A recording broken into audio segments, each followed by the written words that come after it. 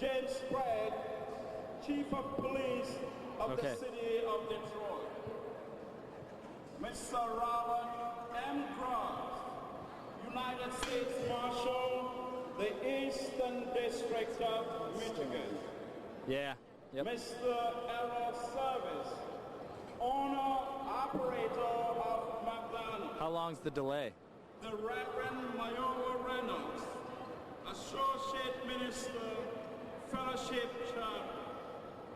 Miss Alexis Wiley, Chief of Staff. Yeah, how long's the delay? Of the City of Detroit. The Honorable Mary Sheffield. Tell me to say go, and I'll say go. Of the Detroit City Council. Mr. Paul Abbott, Special Agent in charge of the Detroit office of the Federal Bureau of Investigation. Mr. Hussein Berry, the Honorable Borjo Smith, Senator of the State of Michigan, and the Chairman of the Michigan Legislative Black Caucus. Mrs. Peggy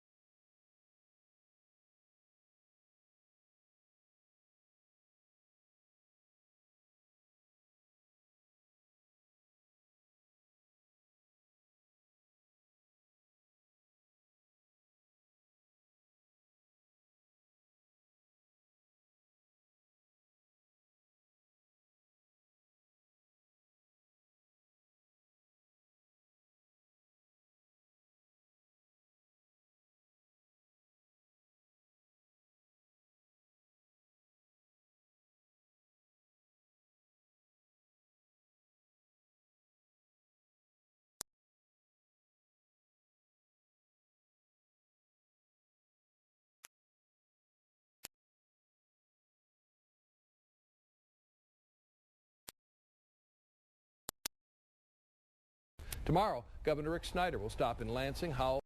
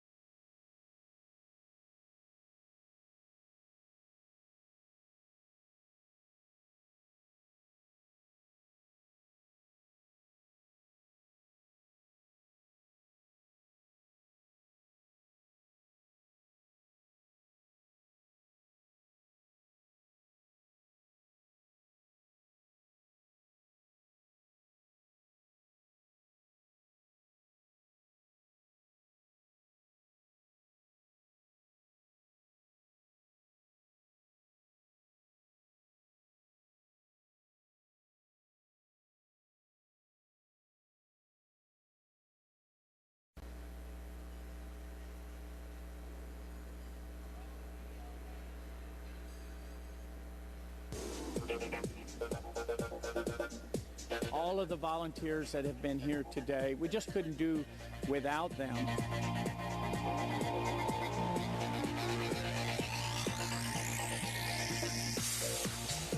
Volunteering is part of the General Motors culture.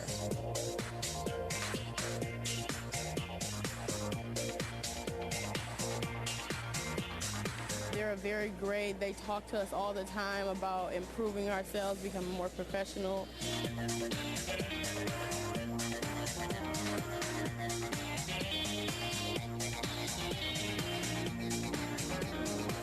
I am so proud of what you're doing. This is a great program, and so thanks to everyone.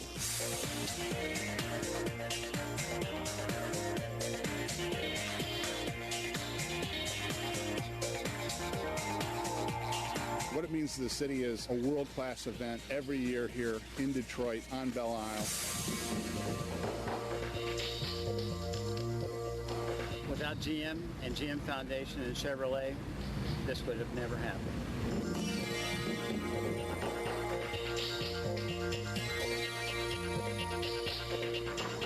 We came today to East Detroit High School to really have a look at how our contribution is really making a difference.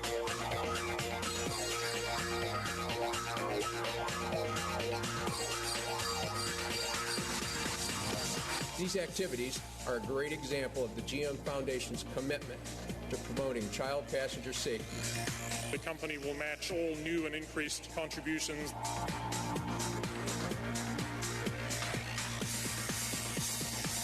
city of Detroit is so important to the success of General Motors, and we want Detroit to thrive.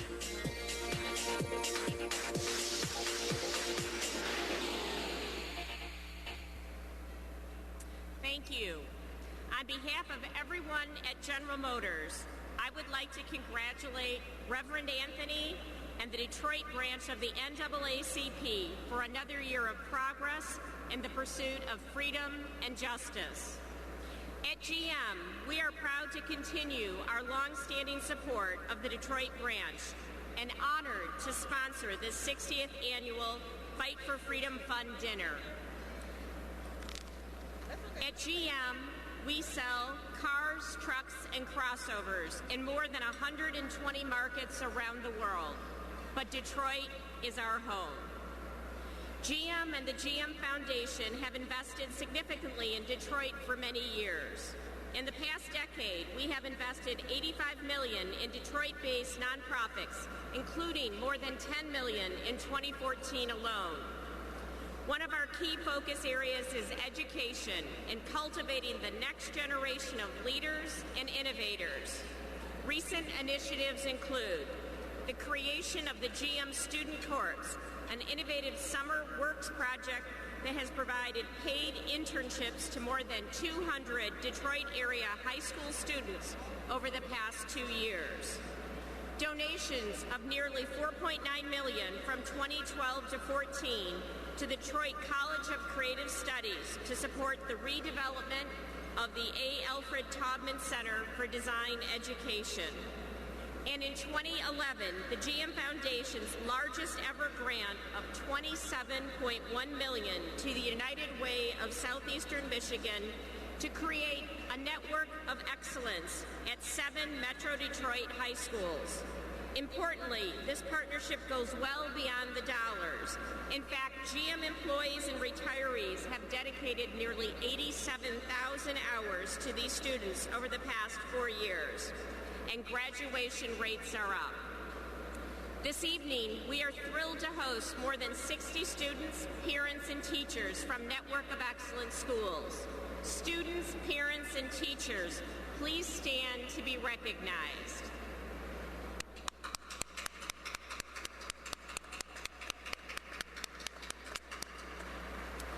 Thank you for being here tonight.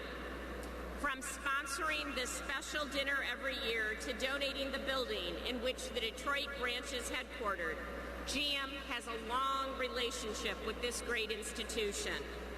Of course, the GM Foundation is a longtime supporter of other key Detroit institutions as well, including the Charles H. Wright Museum of African American History, Focus Hope, Latin Americans for Social and Economic Development, Arab American and Chaldean Council, and Alternatives for Girls, among many others. And looking beyond Detroit, I am proud that GM was the first and largest corporate sponsor of the Martin Luther King Jr. Memorial in Washington, D.C. GM's support for Dr. King's memorial was consistent with our longstanding support for diversity and equal opportunity everywhere we do business. Today, as we mark the 50th anniversary of the March in Selma and the Voting Rights Act of 1965, it is worth noting that 2015 marks 100 years since the cornerstone of the Lincoln Memorial was laid in 1915. The Lincoln Memorial, hallowed ground where, in 1963, Dr. King delivered his famous "I Have a Dream" speech. In that speech, Dr. King said, "This is not the end, but a beginning." Today, we can make the same claim for the work we are all doing here in Detroit. There can be no doubt that Detroit has come a long way in the last half-century. At the same time, we must never confuse progress with success. We cannot take for granted the effort and sacrifice that so many have made on behalf of our community. Instead, we must make the struggle that has brought us this far the inspiration to continue on until the day when all men and all women have the opportunity to participate and contribute to our society to the fullest extent of their abilities. Together, I believe we can and will make Detroit a world-class community. It is in the spirit that I thank you for being here this evening and for your support of the Detroit branch of the NAACP and the City of Detroit. Thank you and enjoy the evening.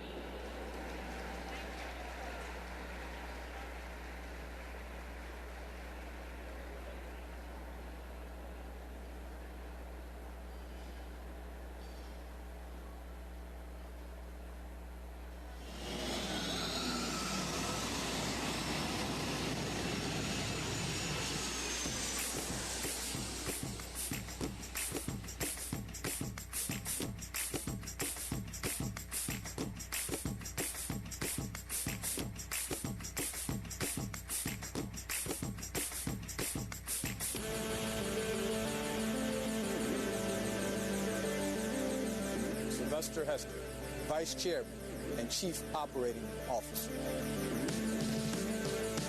I started in this business some 28 years ago as a young plastics engineer right out of college. I've had the pleasure of moving up through the ranks based on hard work, dedication, and perseverance. I love this business. It's exacting, it's challenging, and demanding, but it is very rewarding. Vitec. Vitec is a manufacturing company. We manufacture blow-molded gas tanks. I'm going to show you where the tank building process all goes down. Follow me. These are our Axiom flexible finishing cell robots. They do all of the cutting and welding operations for every tank we make. These robots work around the clock, 24 hours a day, 7 days a week. Vitec has over 300 people working on a daily basis. This is our finished product. We ship over 18,000 units per week to different GM and Chrysler plants throughout North America. We are the top minority supplier of fuel tanks. ARD Logistics.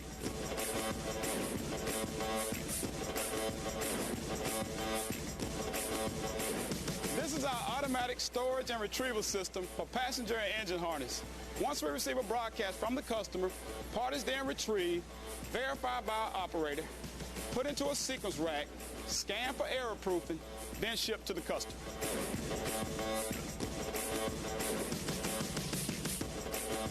I'm Bill Pickard, Chairman and CEO of Global Automotive Alliance. I am a proud product of Flint, Michigan. When we set out on this journey more than 25 years ago, the vision was very simple.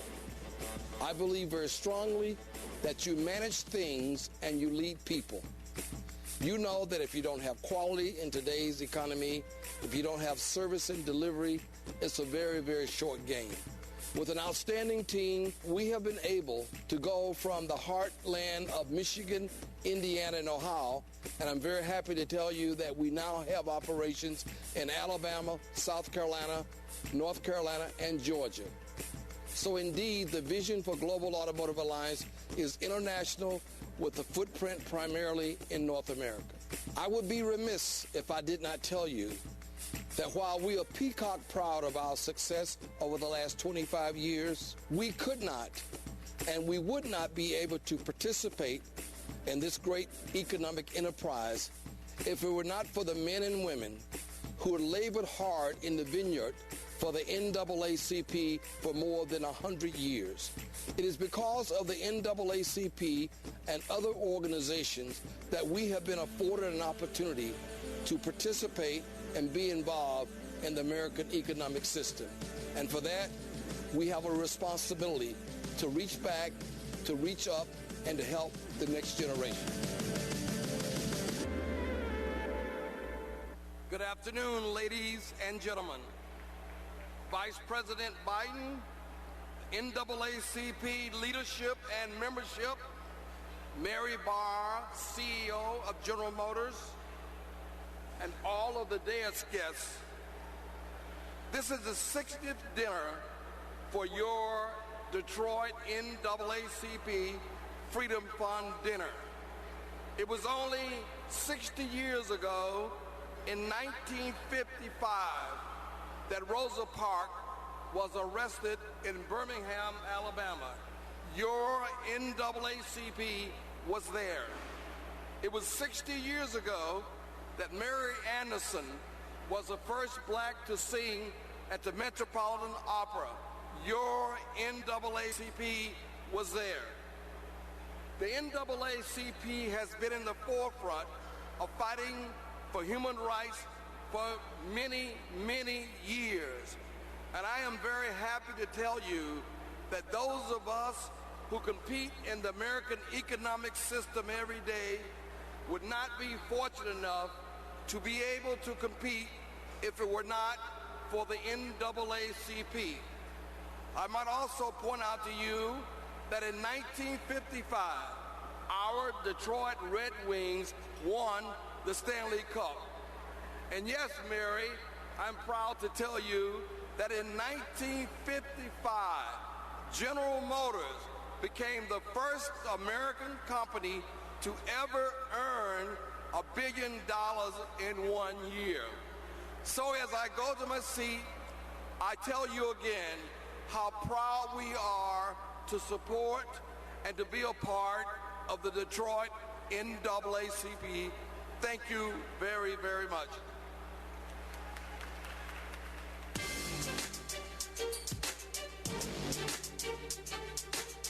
The chemical group of companies under the dynamic leadership of founder and CEO Leon Richardson has experienced phenomenal growth. Since opening in 1989, the company has grown into a $66 million business with more than 200 employees stationed across the United States, in Mexico, and Canada. Chemical helps some of the world's largest corporations manage all aspects of their chemical life cycle, from sourcing to storage, procurement to disposal, all while helping clients remain environmentally responsible. Their top-notch customer service has not gone unnoticed. The company has racked up a long list of awards, most recently named a GM Supplier of the Year for the 6th straight year. Chrysler, Toyota, as well as the National and the Michigan Minority Supplier Development Councils have also recognized them. Black Enterprise Magazine named Chemical its Industrial Service Company of the Year in 2014 and featured Leon Richardson's personal strategies for success in a sidebar article in the coveted June issue. Richardson brings the same energy and commitment in running his company to his work in the community. This is his second time serving as a Freedom Fund Dinner co-chair. I am pleased to honor and recognize Reverend Wendell Anthony and the Detroit chapter of the NAACP for all that they do to champion social and economic issues in the minority communities. NAACP, congratulations, and thank you for all that you do. Good afternoon. Again, my name is Leon Richardson, and I'm the president and CEO of Chemical Maize. I want to take this opportunity to extend a heartfelt welcome to the Honorable Vice President of the United States of America, Joe Biden.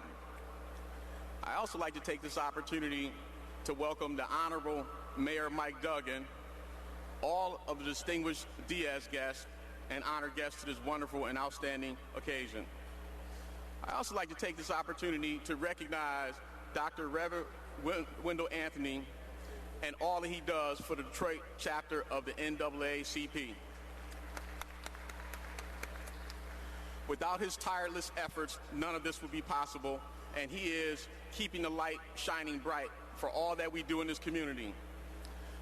At the beginning of this process, we talked about this being my second year participating in this event, and I have to be honest with you. If you can stop and take a moment and look and see what I see from this position, it's a lot of folks that look just like me that are interested in not just civil right improvements, but also economic inclusion in business operations around the United States. I recently read an article from a large financial institution that talked about where the wealth existed in the African American community today. It also talked about where wealth existed in other communities and the gap that exists between the two. The conclusion of the article talked about what we need to do in the African American community to close that gap between the wealthiest African Americans and the wealthiest non-African Americans. And basically the conclusion suggested that to make that move, we need to educate the next generation and expose us to more entrepreneurial activities. And that's what my speech is all about. Our company, I'll make a slight correction to the video you just seen. Our company does over $100 million in annual sales, has close to 300 employees, and operates throughout North America and in Europe. What about that, right? We started the company with one very clear mission that's very consistent with what we see at the NAACP: to add value to my customer supply chain, to add value to the lives of our employees, and add value in the communities in which we operate. Today is an example of that, and I thank the NAACP for giving us that opportunity. Thank you.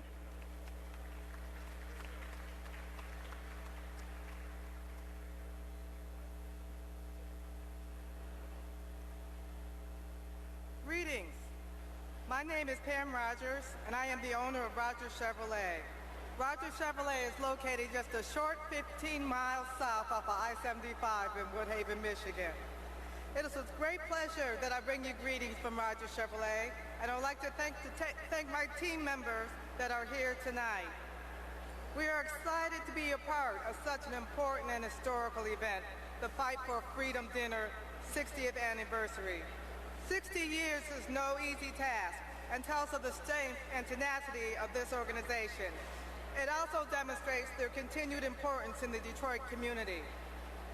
Rogers Chevrolet is very pleased to join Mary Barra, Chief Executive Officer of General Motors, and the General Motors team for the support of this dinner. General Motors has always been a trailblazer in terms of providing equal opportunities for minorities and women. They were the first to develop programs to create and support minority entrepreneurs in their dealer and supplier networks. Additionally, they continue to support our local communities by generously participating and sponsoring numerous programs and activities. I would like to thank and congratulate my fellow co-chairs. It's been an honor to work with you, and congratulations to the awardees tonight. And of course, I would like to thank my parents who are here in the audience tonight. I would like to extend a special kudos to my father, Horace Rogers, who served on the very first Fight for Freedom Dinner Committee and attended that dinner 60 years ago. Vice President Biden, it's very exciting to have you here with us. We would like to take this opportunity to thank you and the President for your tremendous support of our automotive industry. Congratulations, Reverend Anthony and the Detroit branch for 60 years leadership with the Fight for Freedom Dinner. It is with heartfelt humility that Rogers Chevrolet is part of this most significant event. The NAACP Detroit branch has a rich history of accomplishments, and yet there's still significant work that needs to be done. Now, more than ever, due to educational and economic disparities in our communities, the Detroit branch NAACP is needed just as much now as it was first founded over 100 years ago. I am personally pleased to support our Detroit branch continuing efforts and making a positive difference in the lives that they serve.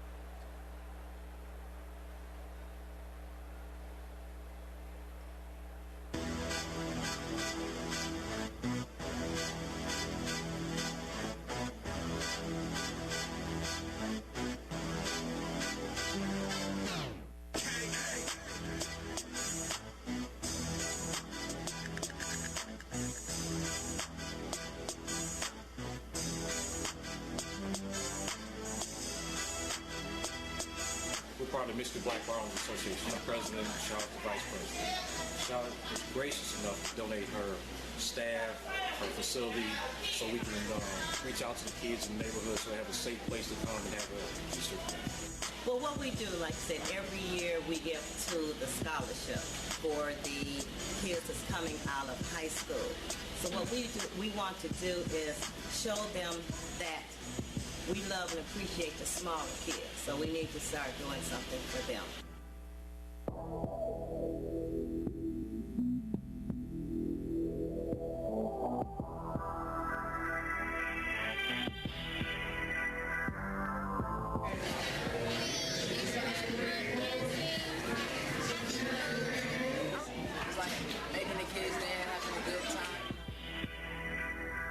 One of our focuses is to let people know, when people usually think of bars and restaurants, that we're engaged in the community other than serving adult alcoholic beverages. So sometimes we get a negative stereotype because of people being allowed to drink, consume alcohol, and go home. So we want the public and our community to know that we do much more than just serve alcohol. We're business people. We're proud business owners. We've been here through the tough times. Shaw's been in business how many years? 19 years. Been in business 19 years. We just celebrate our 10-year anniversary down in the Eastern Market at Cutters. So we are deeply, deeply entrenched in the community.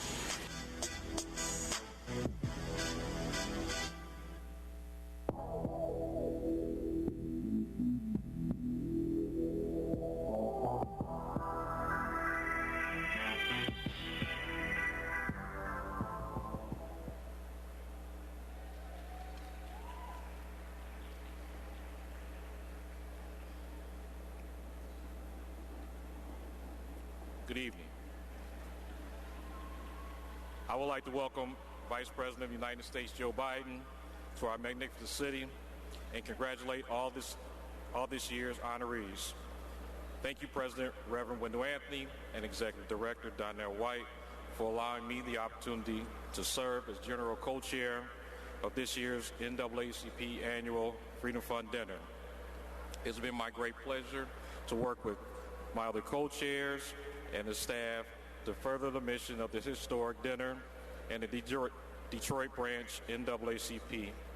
As president of Michigan Black Bar Owners Association and owner of Cutters Bar and Grill and Detroit Historic Eastern Market, I have been committed to serving the community both in my personal and professional life.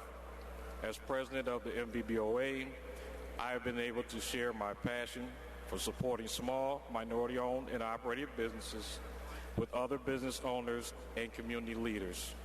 Together with the owners of other restaurants, bars, and entertainment venues throughout Michigan, the MVBOA has exercised our collective clout when approaching suppliers, lenders, political leaders to expand the African-American business owners' footprint in and around Detroit. Under my leadership for the last 2 years, the MVBOA has doubled its membership and strengthened its commitment to supporting youth. At our fall Black Tie event at the Charles H. Wright Museum of African American History and our Easter Kitty Disco held at Club Yesterdays, we've raised more money than ever. So this year, we will be awarding up to $10,000 in scholarships to recent high school graduates. We recognized the need in the community and took action. We didn't sit around and complain about our circumstances, thinking of a high cost of college education would prevent these young people from attending college. We took action and effective change, real change for these kids who may not otherwise have been able to further their education. I use this greater land analogy. Are you being a thermometer by simply measuring the temperature, or being a thermostat and changing the climate? Don't be a thermometer and let the negative circumstances influence you. Be a thermostat. Be positive, be a problem solver, and take action. Don't be influenced, be an influencer. We all know those thermometers, folks.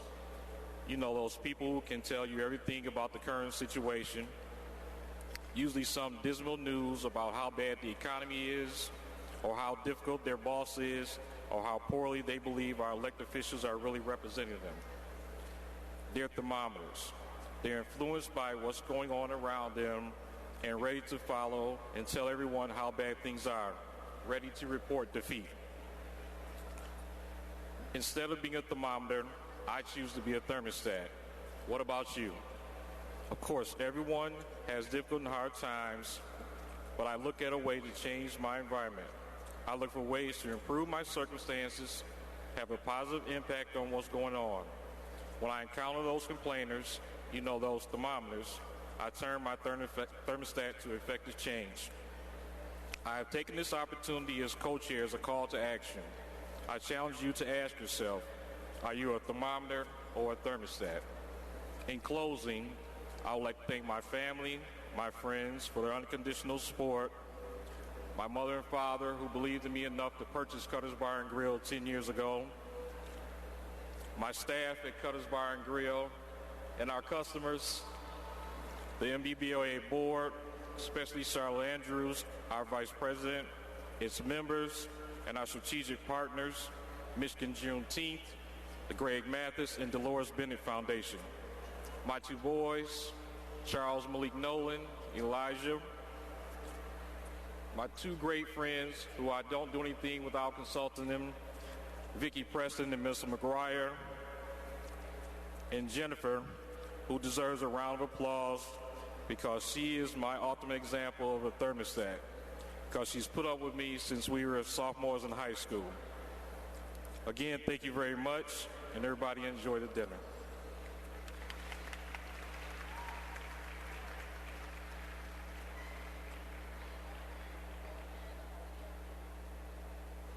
Good evening. Fired up? Fired up? Ready to go. Welcome to the world-renowned civil rights social justice experience in the world. My name is Donnell White, and I have the pleasure in serving as your executive director of the Detroit branch NAACP. Yes, still the oldest. Yes, still the boldest. Yes, the undisputed champion for civil rights and social justice advocacy in the world. Give yourselves a round of applause. Thank each and every one of you in the audience tonight for your commitment and compassion to supporting this great organization. To my family, thank you for daring to believe that I could, that I can, and most certainly one day I will. To my mother, Yvonne White, my brother, Brian, sister, Toy, my niece and nephews, BJ, Nala, and Jaden, and to Gabrielle Sims, who's here for all of your support, and to all of my special invited guests. Thank you to my staff and volunteers who have all worked diligently to make tonight a reality. Darwin, Chewy, Camellia, Kenny, Lori, Royda, Kathleen, Tony, Latoya, Pauline, Robert, and assistant to Reverend Anthony Tierra, and all of our super volunteers and those whose names I did not mention tonight. In 2014, we gathered right here and celebrated the 50th anniversary of the passage of the Civil Rights Act of 1964. Today, we convene to pay homage to the sacrifice and the commitment to those who keep the freedom flame burning.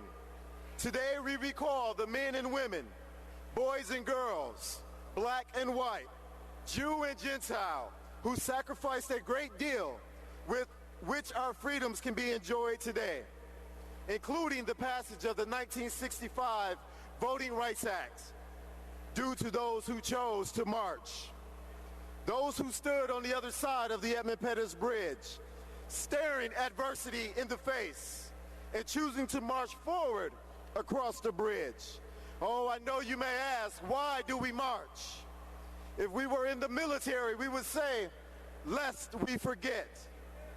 If we were Jewish, we would say, never again. If we were Christian, we would say, do this in remembrance. Oh, but we are freedom fighters, and we say we've come too far to turn back now. And so we march. We march because we still have bridges to cross. We march because we are 13% of the population, 35% of those who were pulled over, 55% of those who were arrested, and ultimately 75% of those who were convicted. Oh, we must march. We march because we're 40% of African-American males in the city of Detroit do not have a job. We must march. We march because between 2006 and 2012, 2 African Americans per week were killed by law enforcement. I don't know about you, but I feel like marching. And so as did our forefathers and mothers march, so must we march. Bloody Sunday, a day we will never forget. The personification of courage displayed by our heroes and sheroes. But let us also never forget about Turnaround Tuesday. See, they didn't stop there. They returned to the bridge on Tuesday, more determined than ever to change their social conditions. They turned around. Freedom fighters today, we've got some turning around to do in Detroit. Police brutality, racial profiling, we've got to turn them around. Emergency managers, until they respect our voting rights, we must turn them around. Until we have jobs, transportation, and until they stop failing our young people with a failed education system, we must turn around. Until they eliminate water shutoffs and state aid kickoffs, we've got some turning around to do. Until we have a mayor and a governor and legislators and presidents that respect us, we have turning around to do. And until our neighborhoods look just like downtown and midtown, we must be committed to turning around. And when you turn around, that's not enough. We must do something. Today we cast a clarion call to the faithful and to the workers to come back home to the NAACP. Unite with us in solidarity on this walk for justice. Join, get engaged, and stay connected. We're still committed to our game changers of economic sustainability, education, health and healthcare access, public safety and criminal justice, and yes, voter empowerment. We must turn around and vote. Too many have been beaten. Too many have been killed. It is our duty to continue to carry the torch. If you haven't done so, follow us on our social media platform. Who has a smartphone in your hands, in your pockets? Take your phones out. Take a picture with the cutest or handsomest person sitting next to you. No offense to anybody else. Post it to Instagram, Facebook, Twitter. Tag us at DET NAACP. We're going to let the world know that we're here joining with the Vice President this evening. I'd like to say a special thank you to our chairs and co-chairs, Mary Barra of the General Motors Company, Dr. Bill Picard of Global Automotive Alliance, Charles Nolan of the Michigan Black Bar Owners Association, Pamela Rogers of Rogerless Chevrolet, and Mr. Leon C. Richardson of Chemical Maze, all who have served us well this year. And thank you to our W.B. Du Bois corporate sponsors who step up every year, not for charity, but to exalt freedom and justice. Now, please turn your attention to the monitors as we acknowledge our sponsors. In 1909, several black and white leaders from different organizations such as the Committee of 40 and the Niagara Movement came together to form what is now the oldest civil rights organization in the country. The National Association for the Advancement of Colored People, headed by W.E.B. Du Bois. W.E.B. Du Bois Corporate Campaign. Diamond sponsor, Quicken Loans. Lear Corporation.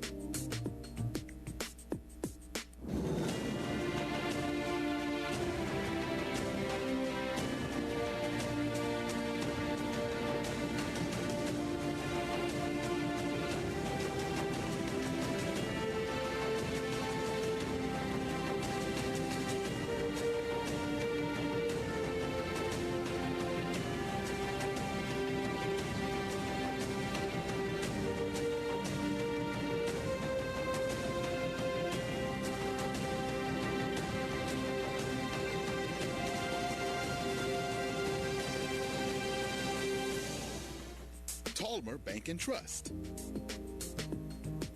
UAW GM Center for Human Resources. Gold Gold sponsors: Detroit International Bridge, Blue Cross Blue Shield of Michigan, FCA US LLC, Coca-Cola Refreshment Company, DTE Foundation, Ford Motor Company, Illich Holding Company, Motor City Casino. Silver sponsors: Ally Financials, Greektown Casino, the McDonald's African American Consumer Market, MGM Grand Detroit Casino. Please refer to your program booklet for additional sponsors.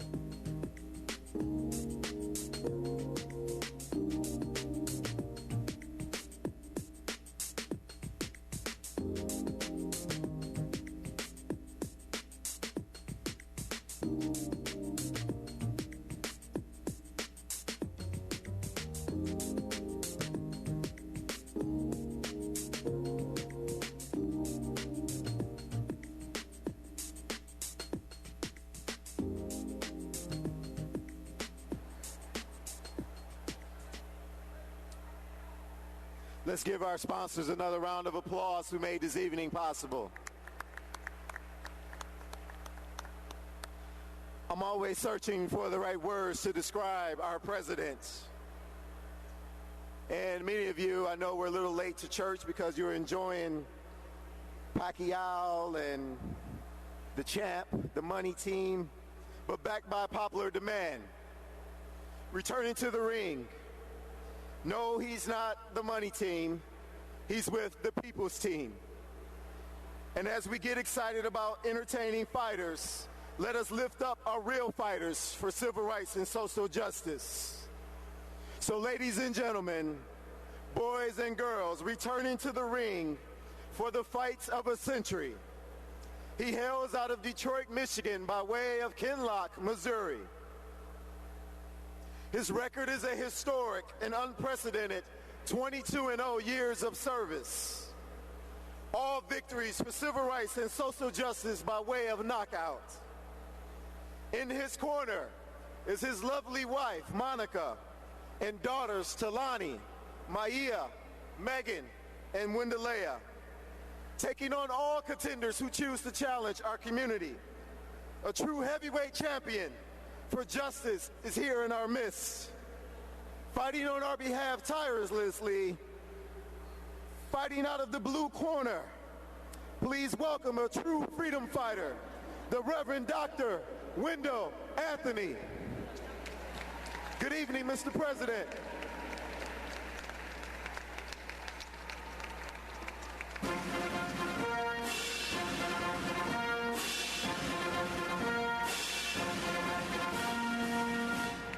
Ladies and gentlemen, the Vice President of the United States, Joe Biden.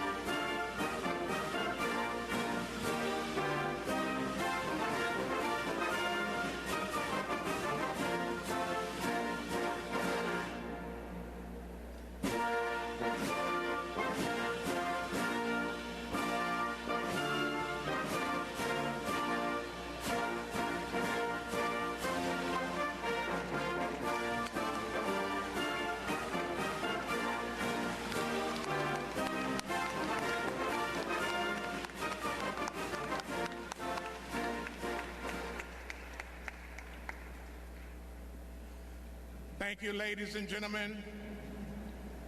You may be seated.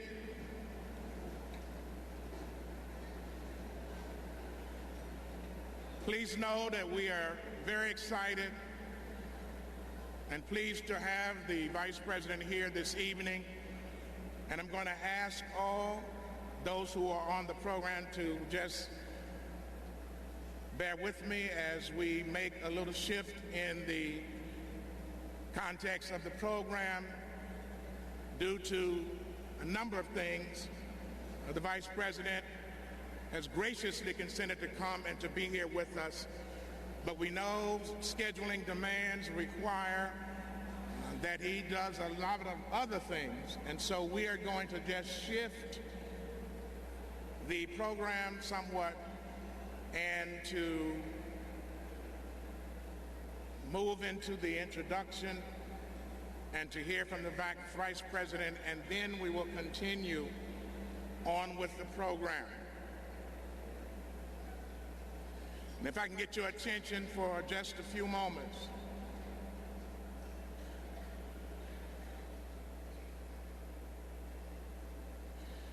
Ladies and gentlemen, my brothers and my sisters, tonight we welcome a very special guest. For it is not often that one has the Vice President of the United States at your house for dinner. But this is no ordinary Vice President, and this is no ordinary dinner. For it is the occasion of the 60th Fight for Freedom Fund dinner of the Detroit branch NAACP, in which we had as our first guest speaker the Honorable Thurgood Marshall.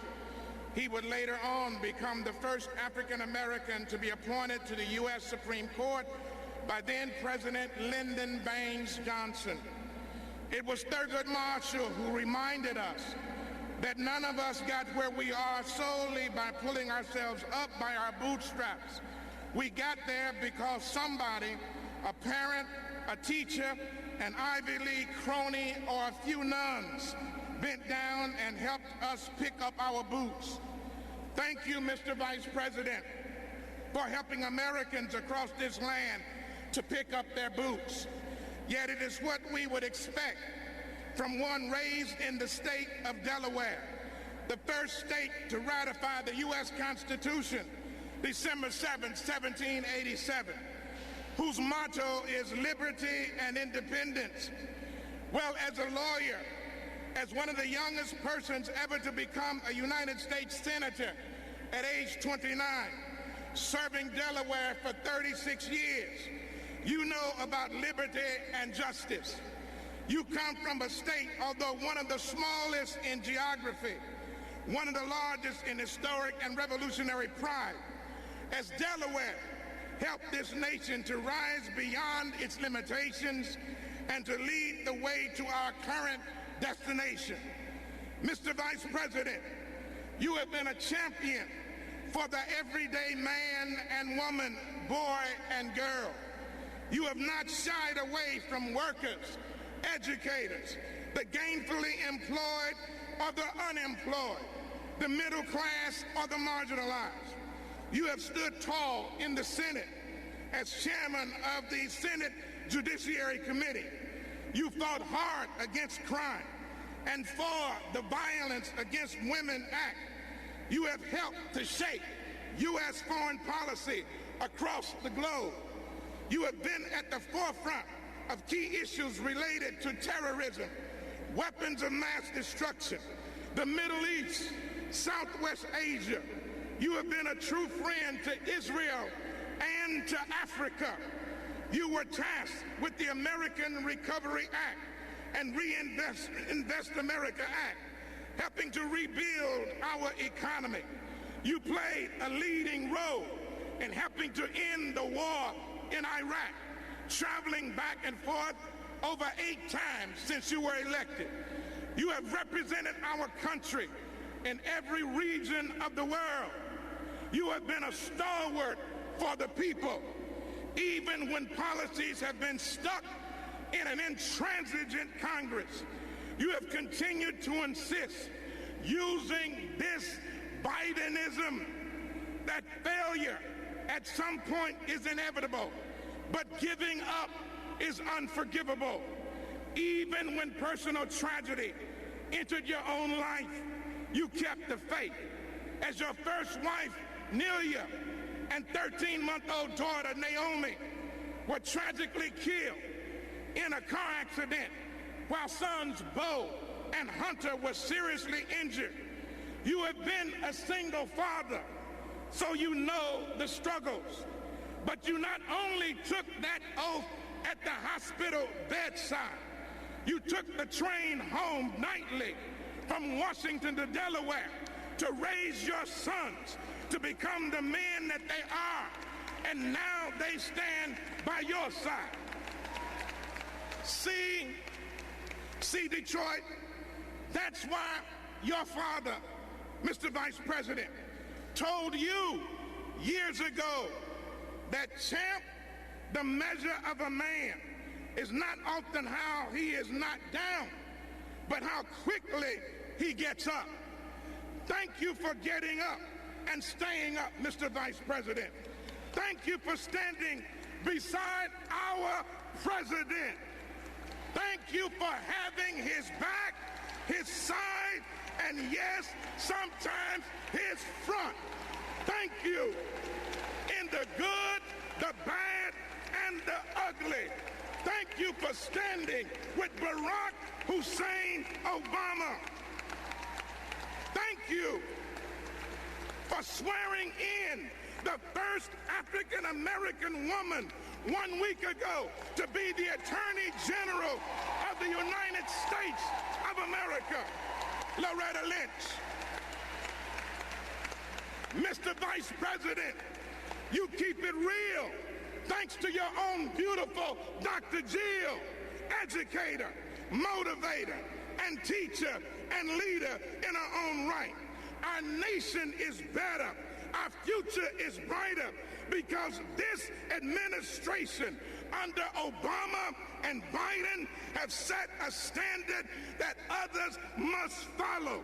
National health care, saving the auto industry, ending war, saving a failing economy from depression, bringing down the cost of education, building a bridge to Cuba, moving to reduce the prison population, changing the drug sentencing guidelines, bringing unemployment down to 5.5%, nationally improving America's image abroad, increasing support for veterans, bringing aid and money to Detroit, bringing aid and money to Detroit, bringing aid and money to Detroit.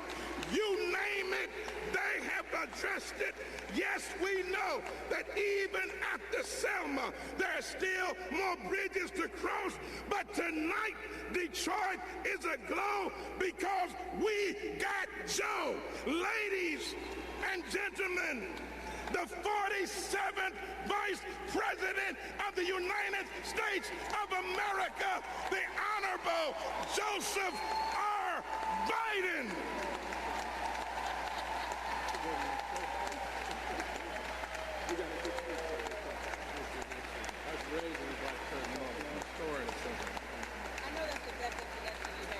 That is. Well, thank you all so very much. Even those of you all the way in Canada. My Lord, this is a big dinner. Reverend, it was just stated that may be the best introduction I've ever had. That not maybe, that is the best introduction I've ever had. If my father were here, he'd believe it, and my mother would think you were talking about her second son. Reverend Anthony, thank you for having me and for your inspirational leadership that you provide to this community. And Mayor Duggan, I recently read in the newspaper what everybody has finally found out, that you own me. I'm beginning to be called back in, not a joke, in the White House, I'm referred to as the mayor of Detroit. I don't know, Mr. Mayor. I always worry. Every time I show up in Detroit, he has another little thing he's looking for. And he always convinces me. Mayor, you turn the lights back on. The buses are moving. The streets are plowed. The trash is picked up. The basics of life that too long the people of Detroit had to do without are back working again. Detroit's up off its back, off its knees, and standing up again, and you are coming back. You are coming back. Senator Stabenow and Peters and my good friend Debbie Dingell and the new Congresswoman Brenda Lawrence. You know, Aretha Franklin had it right when she said, we're all here about one thing, respect. This is all about respect. That's what the NAACP is all about. And I want to congratulate your honorees tonight. Benjamin Grump, I want to give voice to families, and in the process, you've spoken for entire communities. And Carrie Moss, it's been an honor to work with you through the years of the ACLU and fighting for dignity for women in this nation. And Kevin Tolbert, you've been living proof that the UAW's future is in good hands. And Jessica Care Moore, you've done so much to help young people in this community find their voice and their dignity through the arts. And all of you are living examples of what Maya Angelou's advice was. When you learn, teach. When you get, give. That's what stands out for all your honorees tonight. And finally, I want to thank my friend, the Dean, John Conyers. John has been my friend a long time. Stand up, John. For years, John and I were chairman of the respective committees in the House Judiciary and the Senate Judiciary. And, a lot of people have convictions, but not everybody. Not everybody has the courage of the convictions to stand up for them, to stake the slings and arrows that come from being ahead of your time. The people of Detroit, John, have been lucky to have you in their corner, and I've been lucky to have you as a close personal friend. I appreciate it, John. I've learned a lot from you. Ladies and gentlemen, you all don't know this, but we're a little smaller in Delaware, but my state of Delaware has the 8th largest African-American population in the United States of America, 19.8% of my state. And there's that old expression back where I come from. You go home with them that brung you to the dance. Well, two outfits brought me to the dance. The NAACP and the UAW, and there's no place they're bigger than right here. And the president of my NAACP is here. Mousy, where are you? I don't know where you are in this crowd, but Mouse and I go back a long, long, long way. When he was a kid and I was a young public defender, he's been a great ally. I've been a member of the NAACP in Delaware for my entire life. I'm a lifetime member. And every turn, and I mean this sincerely now, every turn in my education, it was the NAACP that was standing up for African Americans whose rights were blatantly disregarded and whose dignity was too often denied. As a young public defender in 1968, coming back to my state, my city of Wilmington was one of the few cities that part of it was burned to the ground. We were the only city since Reconstruction occupied by the National Guard for over 7 months after Dr. King was assassinated. And I quit my job to become a public defender. And I learned at the hands of and befriended by great men. A man you may not know, but you should, Lewis L. Redding, the first African-American lawyer in Delaware, the fellow who desegregated Delaware schools in Belton versus Gebhardt.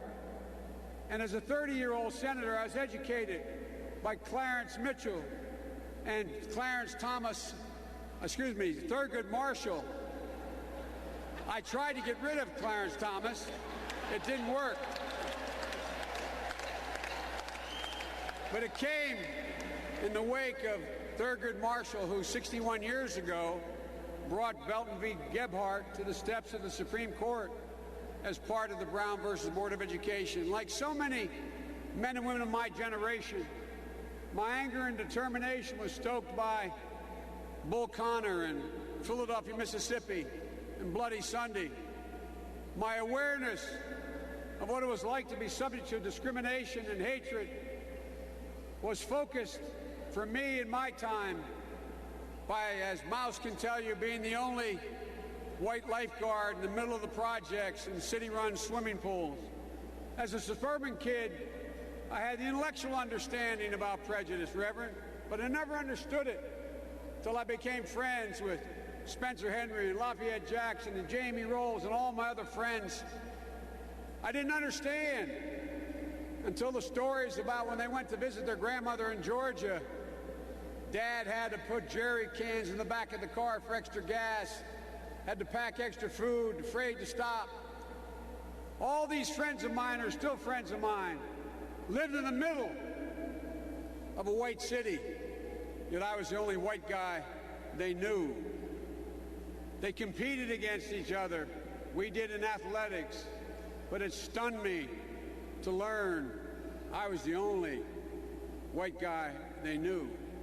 It was an experience more than any other that made real the words of Thurgood Marshall for me, who said, "In recognizing the humanity of fellow beings, we pay ourselves the highest tribute."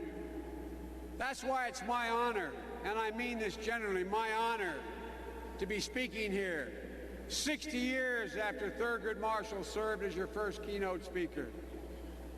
The NAACP has always understood that it's not possible to really have civil rights without economic rights. It's been the leadership of the NAACP that has brought about so many remarkable changes. In the past 50 years, high school graduation rates for African Americans has quadrupled. There are 10 times as many African Americans college students, almost 10 times as many African Americans elected officials. The median income has nearly doubled, and yet there's no reason to be satisfied. We know how the economic slowdown and recessions and crises always strike hardest African American communities. The first hit and the last out. As Dr. King said in the 1967 Southern Leadership Conference in Atlanta, we must ask ourselves the question, where do we go from here? He answered his own question when he said, we must first honestly recognize where we are now. So let's be honest about where we are now.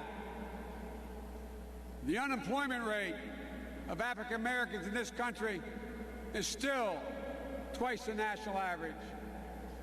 Since 2001, the wealth of African American family has plummeted, falling more than half to just $11,000. And there is a new assault on voting rights in America. 83 initiatives introduced in 29 states last year to limit access to the ballot and the bottle. We're in a situation where I thought when we passed unanimously the reauthorization of the Voting Rights Act, when John even Strom Thurmond voted for it, I thought we had finally, I really mean this, I thought we had finally ended it. I did not think that 15 years later we'd be back in the battle again because of a Supreme Court decision. 7 out of 11 states with the highest African American turnout in 2008 have since passed laws to restrict the vote. 9 of the 12 states with the highest Hispanic population growth have passed laws to restrict the rights to vote. 13 states have introduced bills to make it harder to register to vote. The very issue that sparked Bloody Sunday in Selma 50 years ago. We crossed that bridge once. We cannot go back. We cannot go back, and that's exactly what is underway. And notice, in none of these states have they made the case that there's voter fraud. In none of them. So the need for this organization, the NAACP, is as critical today as it was 60 years ago. People of Detroit, and the African American community in particular, have been through a lot.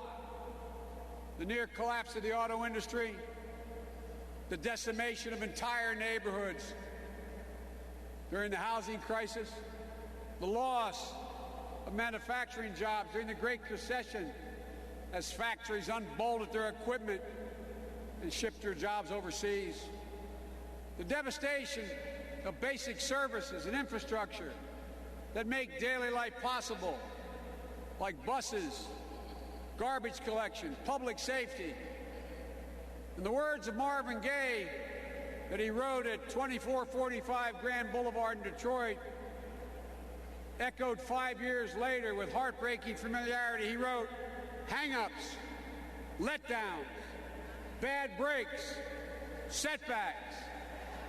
But you refuse to let that be the final word of this great city.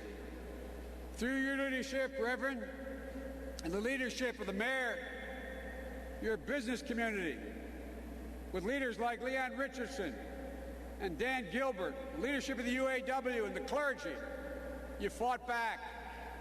As the consequence of the grit and determination of the people of Detroit and the actions you took together, the unemployment rate in Detroit has gone from 16.3% a few months after we took office to 6%. It took a lot of fight and coordination. That's why, since this city declared bankruptcy in 2013, our administration has invested more than $300 million in its future to bring this city from crisis to recovery. It included everything from new buses, which I might add the mayor called me at home to tell me he needed, to a new streetcar line, to $52 million in revitalizing abandoned homes and neighborhoods, lighting up your streets, supporting jobs of firefighters, and rescuing the auto industry. Folks, the bottom line is that America has gone from crisis to recovery and is on the verge of resurgence. And we cannot let Detroit be left behind just as America is getting back up on its feet. We know that ultimately a city depends not just on its industry, but on its neighborhoods. I went with Mayor Duggan several months ago to East English Village. He wanted to show me how federal money was being spent to bring back neighborhoods. I was impressed. I got to meet the neighbors, see people coming back in, renovating homes. But there's so much more we can do. And although we made progress in education, including the dropout rate for African Americans since we've been in office having plummeted by 25%, we know it's not nearly enough. There's so much more that can and must be done. There's so much more our children are capable of. That's why the effort you're leading, Reverend, called the Coalition for the Future of Detroit School Children, is an essential part of rebuilding neighborhoods. No great city can survive without great neighborhoods. Because you know and I know that our children, your children, are as capable as any children in the world. All they have to be doing is given an opportunity, a chance. Our children, black, white, Hispanic, Asian, they have the same capability. They have the same promise. But we can't allow them to be limited by the lower expectations that others set for them. or starting at a disadvantage, a phenomenal disadvantage, the first day they enter school. My mom used to have an expression. I never understood it till I had my own children. She said, Joey, children tend to become that what you expect of them. Let me say it again. Children tend to become that what you expect of them.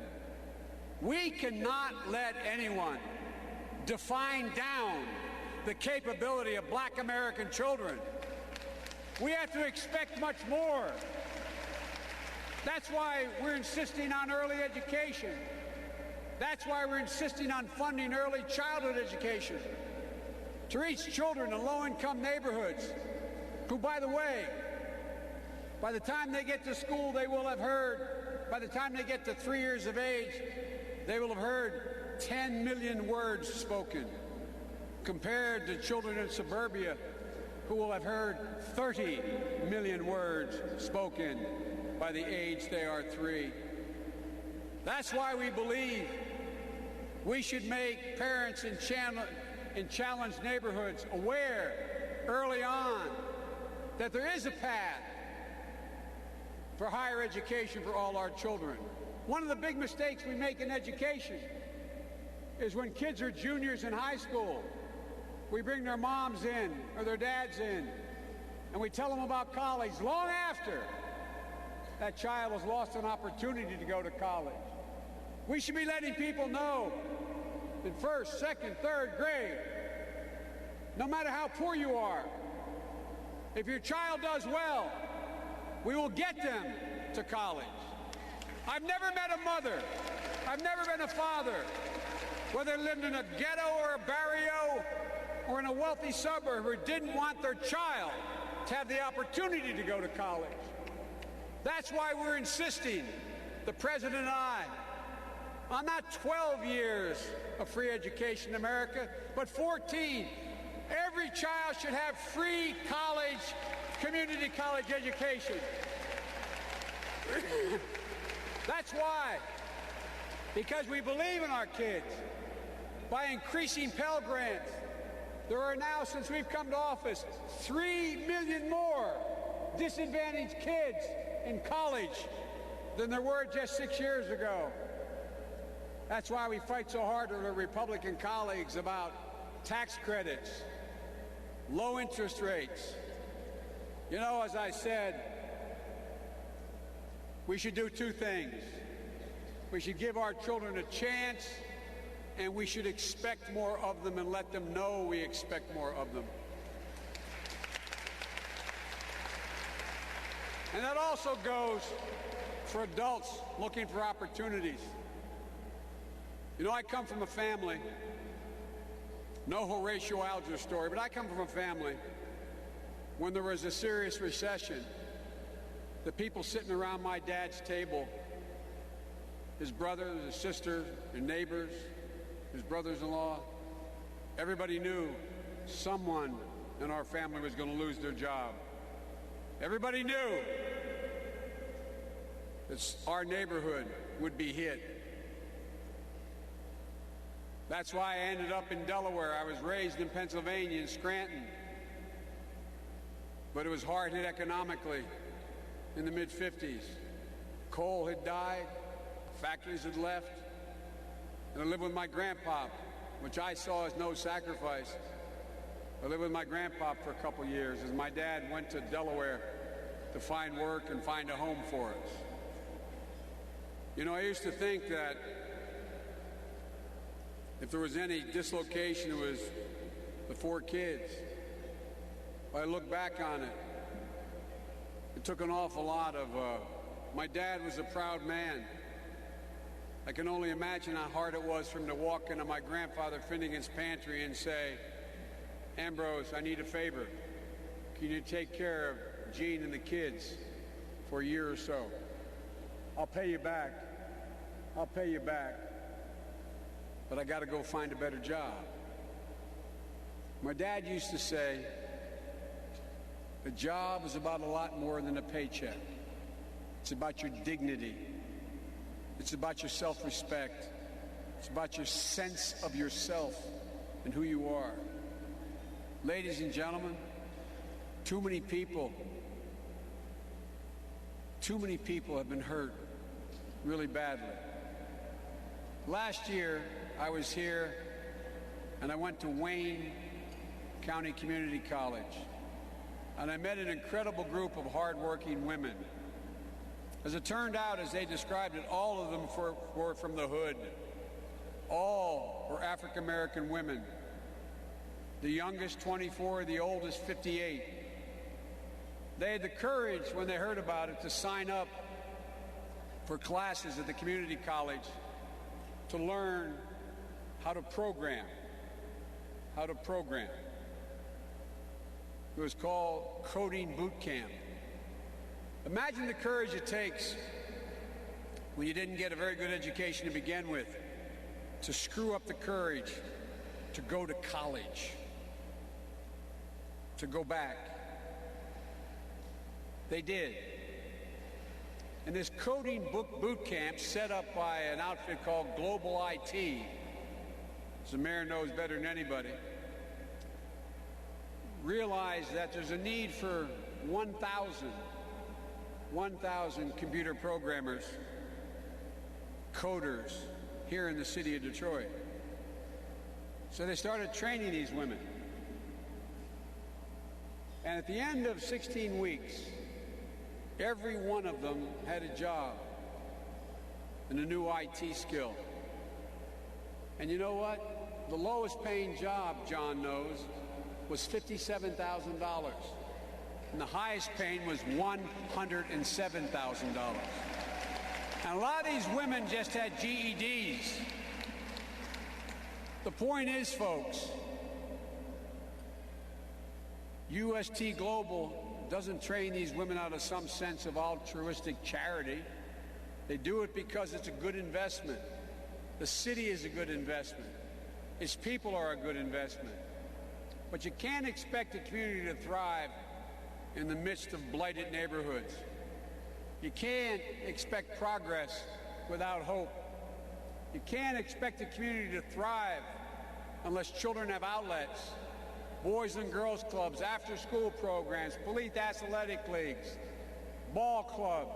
You can't expect relationships between the police and the community to improve unless they're actual relationships. Reverend Anthony, it seems to me what you're trying to do here, trying to bridge the gap between community and law enforcement, is pretty basic. Keeping schools open late, giving kids a chance to interact with law enforcement on a basketball court or a playground, helping each side recognize the humanity of the other. That's what we did back in the 90s after John and I wrote the crime bill.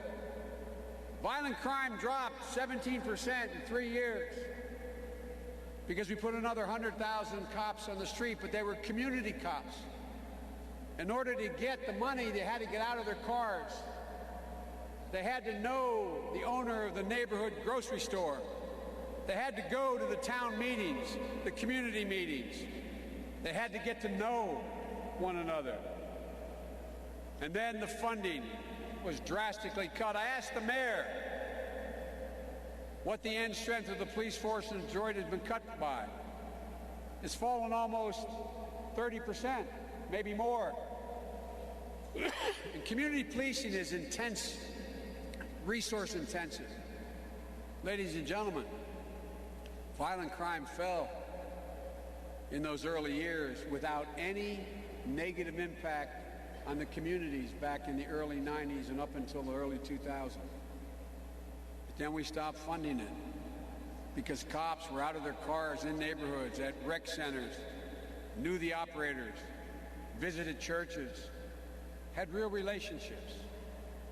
That was also when at a federal level we funded more prevention programs, after-school programs, $100 million in boys and girls clubs. That's what we have to do again. You're already doing it, Reverend.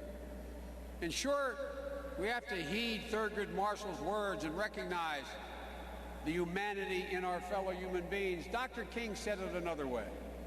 He said, men often hate each other because they fear each other. They fear each other because they don't know each other. They don't know each other because they cannot communicate. And they can't communicate because they are separated. There are too many mothers in my hometown of Wilmington and here in Detroit, in inner cities, who worry every time they open the door and see their son walk out the door, worried that their child may be presumed to be a gangbanger, that their child, that some authority will see as a profile, not an individual. In an interview a few months ago, New York Commissioner Bill Bratton talked about when he was the commissioner in Los Angeles, in the middle of the riots. There was an African-American leader, a woman, who said to him, he said, let me tell you about the Maasai tribe in Africa. He said, the Maasai have an expression when they meet someone. It's a simple expression. They say, we see you. We see you.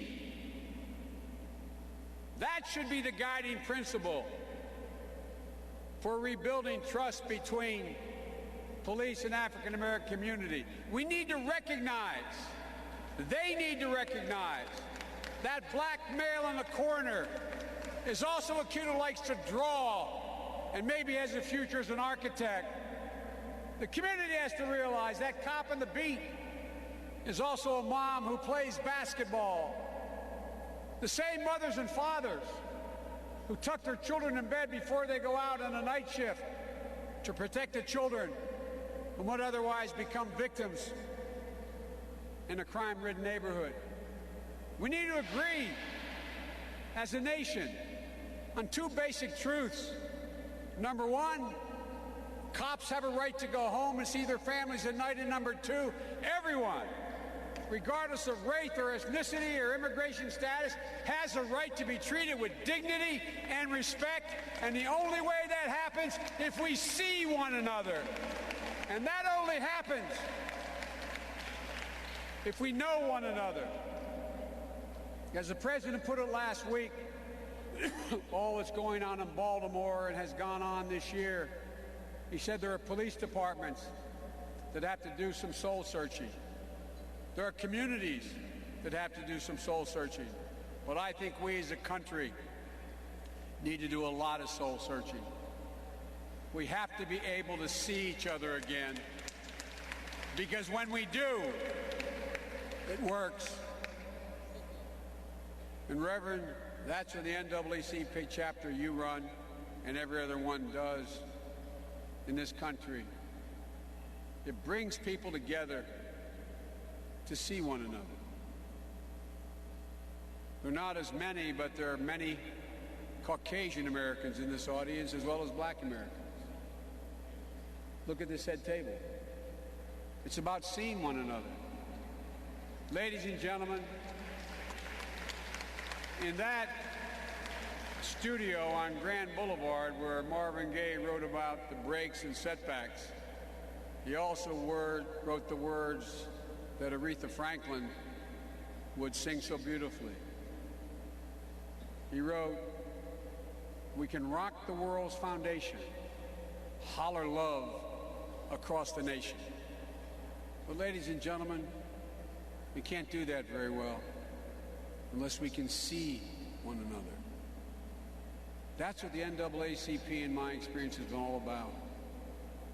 It's been making America see the ugly face of racism and then reaching out and pulling in the community to deal with it.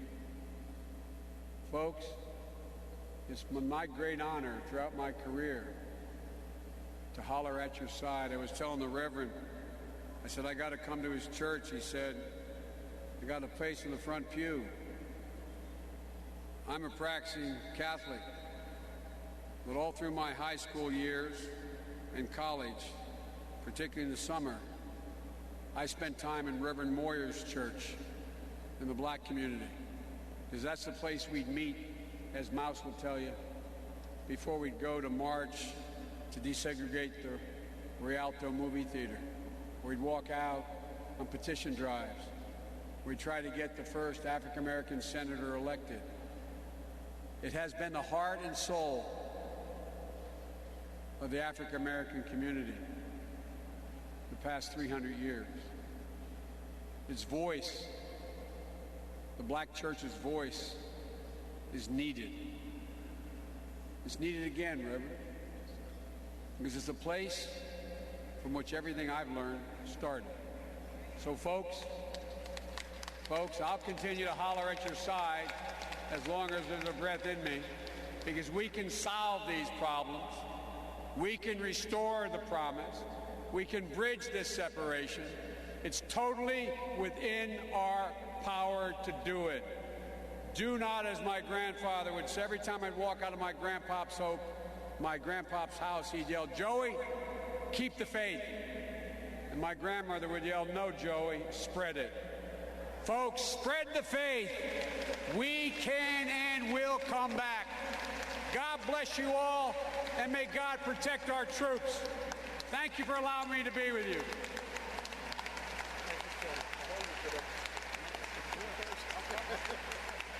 I'm like a poor relative. You invite me, I show up.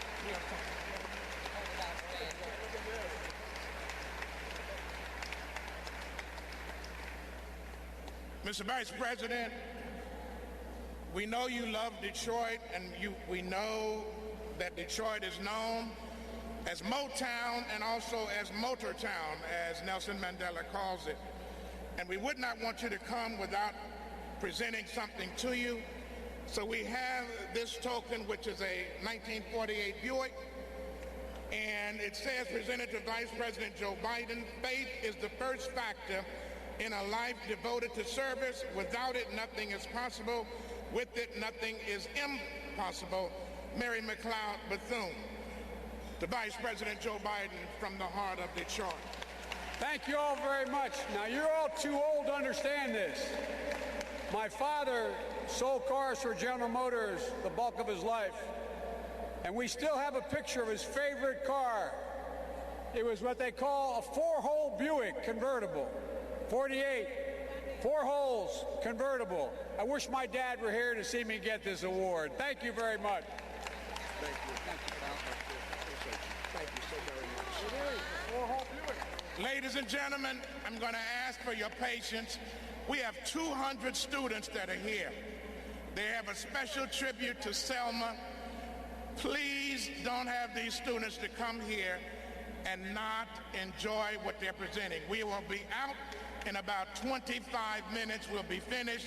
We want to present to John Conyers and to our awardees, but we'll be finished in about 20, 25 minutes. Give us that time. Please respect our students and the balance of the program. We knew when we adjusted we were going to have this issue, so I'm going to ask you to take your seats because they're going to be using the floor, and we need you to be off of the floor so that they can engage in this tribute to Selma. I know we have folk who want to bring greetings. I'm going to ask them all to come, and they have 60 seconds to bring greetings because of the adjustment. Senator Stabenow. Thank you. Well, good evening.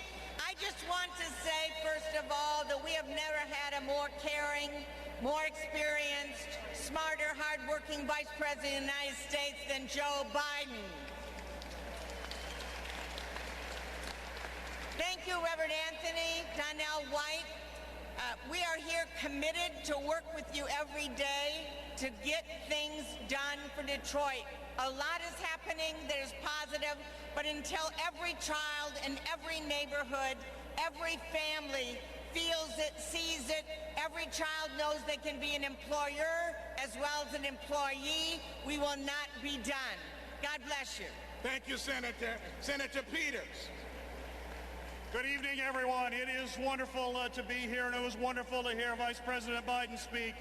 We remember all that he has done, and he is indeed a car guy. He fought to make sure we rescued the auto industry, but we can't forget that what I think is best about Vice President Biden is that he stands steadfast. He stands next to our President, Barack Obama, and he continues to fight for us each and every day. I also want to thank the NAACP for bringing this group together, because we know as a state, as great a state we have, this state will not be great and cannot be great unless we have a strong and vibrant city of Detroit. How Detroit goes is how Michigan goes, and we know our best days are ahead, and the NAACP is leading the way. And Reverend Anthony, thank you, and God bless you.